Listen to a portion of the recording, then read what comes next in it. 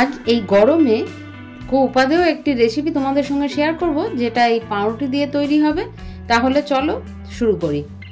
পাউরুটির টুকরোগুলোকে এইভাবে ছিঁড়ে আর একটা মিক্সিং জারের মধ্যে নিয়ে নিচ্ছি। এখানে পাউরুটির ধারগুলো আলাদা করার কোনো দরকার নেই, এইভাবে গুঁড়ো করে নেব। তারপর একটা বাটির মধ্যে 2 চামচ পরিমাণ কাস্টার্ড পাউডার নিয়ে রেখে দিচ্ছি। এবার একটা গ্যাসের মধ্যে পাত্র নিয়ে তার মধ্যে 1/2 লিটার দুধ আমি জাল দিতে বসিয়েছি।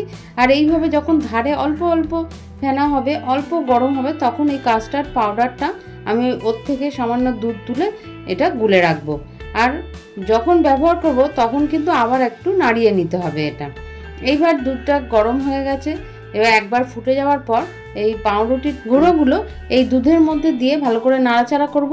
এইভাবে একটু ঘন হয়ে আসবে। এবার ভালো করে মিশিয়ে নেবো যাতে ডালা না থাকে।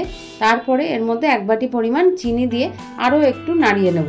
এইভাবে একটু গাঢ় হয়ে আসবে। এর মধ্যে এই কাস্টার্ড পাউডার যে গুলে রেখেছিলাম সেটা আরেকবার ভালো করে চামচ দিয়ে নাড়িয়ে নিয়ে সেটা এর মধ্যে মিশিয়ে দিয়ে ভালো করে নাড়তে থাকবো। এবার যেহেতু আমাদের সব কিছু দেওয়া হয়ে গেছে, গ্যাসের ফ্লেমটা বন্ধ করে এটা একটু ঠান্ডা হতে দেবো।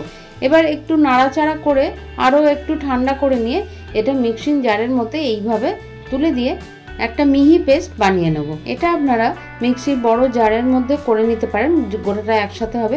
কিন্তু আমার যেহেতু ওইটার ঢাকাটা একটু গন্ডগোল হয়েছে বলে আমি এটাই ছোটোটাতে 2 বার করে নিয়েছি। এবার এই ব্যাটারটা আইসক্রিমের মোল্ডের মধ্যে আমি দিয়ে দেবো সবগুলোর মধ্যে। তারপরে ডিপ ফ্রিজে এটা রেখে দেবো 7-8 ঘন্টার জন্য। আমি এটা যেহেতু বিকেলবেলা করেছি, আমি এটা সারা রাত এইভাবে রাখতে দিয়েছি।